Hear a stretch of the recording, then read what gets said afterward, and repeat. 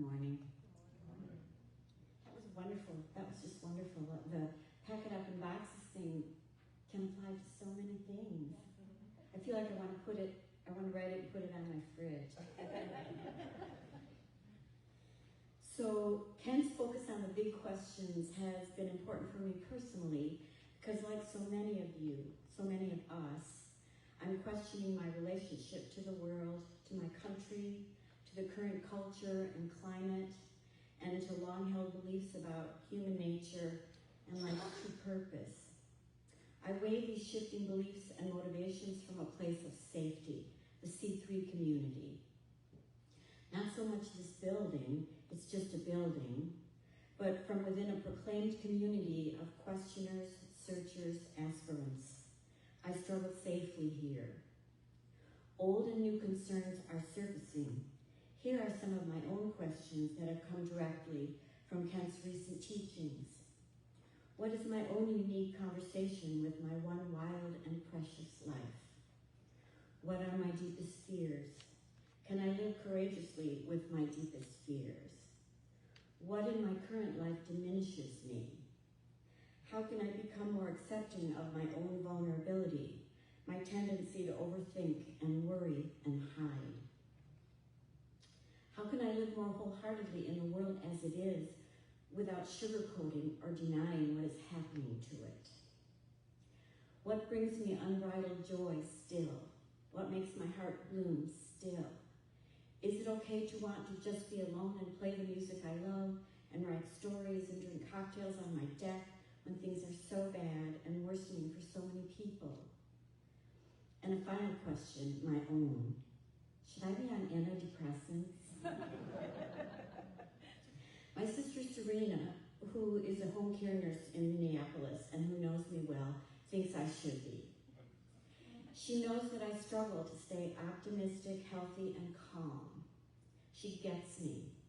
We share photos of ourselves at various protests and marches. We send each other helpful music and podcasts. We help each other. She knows I get stuck in a place of worry and doubt.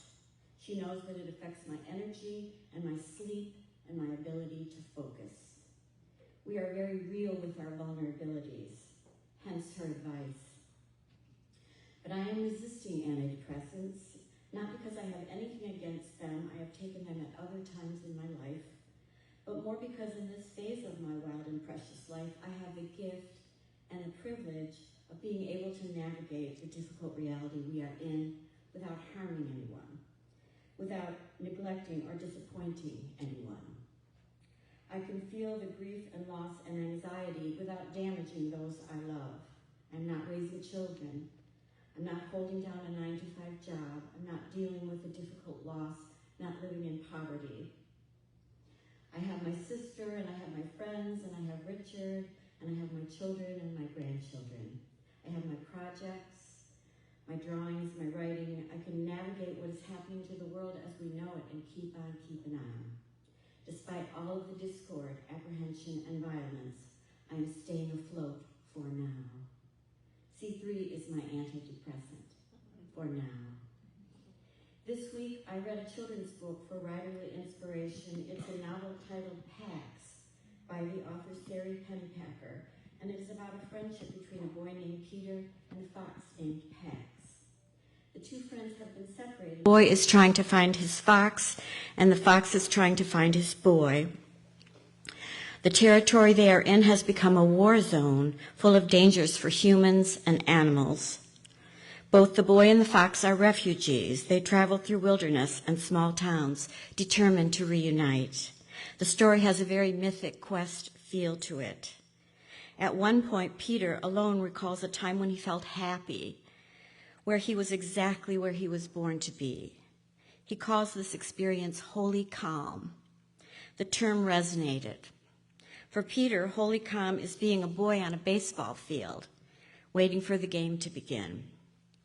A simple, clear anticipation, waiting and punching his mitt and owning his territory.